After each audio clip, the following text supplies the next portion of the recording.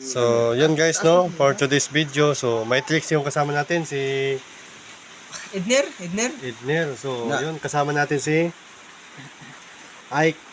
So, kasama din natin si, yun, kamay-kamay, no. So, may tricks yung kasama natin na steak yan guys. So, nakikita niyo steak.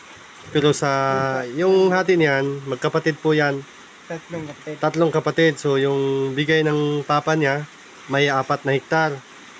So, sa lahat ng nanonood dyan, 4 moves yan. Yung sinabi ng kasama natin, 4 moves.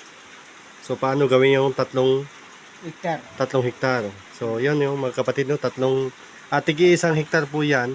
Yung sinabi ng magician natin. So, paano nyo gawing 3 hektar yan sa 4 moves? So, dapat walang magkagulo na magkapatid. So, sa lahat ng manonood dyan, paki-comment po dyan, magbibigay kami ng 200 sa Gcash nyo. So, yun, no? Paki-comment lang po mga idol.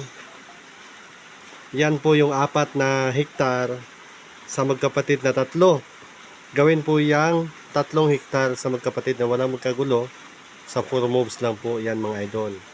So, yun si Sir Edner. So, kaway-kaway dyan sa ating magician. So, yan yung mga kasama natin. Saludo po tayo sa mga kasama natin. Yan.